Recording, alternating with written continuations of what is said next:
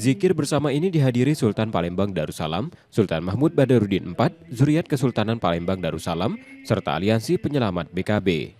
Zikir digelar untuk ikhtiar menjaga kelestarian Benteng Kota Besak, sekaligus mendorong pengembalian fungsinya sebagai cagar budaya nasional yang terbuka dan bermanfaat bagi masyarakat.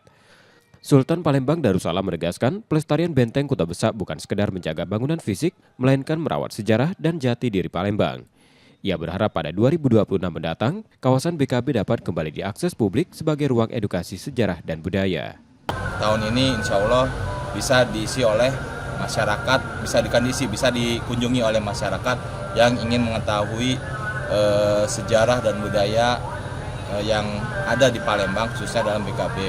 Dan juga kita akan berharap supaya kawasan cagar budaya itu dikembalikan seperti awalnya secara fungsional, tidak lagi ada pengembangan dahulu, karena ini kita harus sama-sama mengkoordinasikan bagaimana kawasan cagar budaya ini dipergunakan dengan searif dan bijaksananya.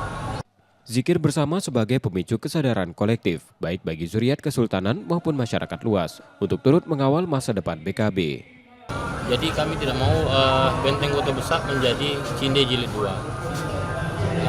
Maka dari itu kami melaksanakan zikir lebih tepatnya untuk menyemangatkan dan juga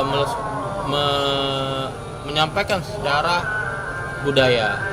Kota Besak itu walaupun sangat kokoh, tetap itu bangunan tua yang harus kita jaga sebagaimana undang-undang cagar budaya. Zikir Rotib Saman kali ini tidak hanya dimaknai sebagai ritual keagamaan, tetapi juga gerakan moral. Tersirat pesan kuat meski zaman terus berubah, Benteng Kota Besak yang telah berdiri hampir 3 abad harus tetap lestari secara fisik maupun makna agar dapat terus dinikmati generasi mendatang. Muhammad Reza Pahlevi, Kompas TV, Palembang, Sumatera Selatan.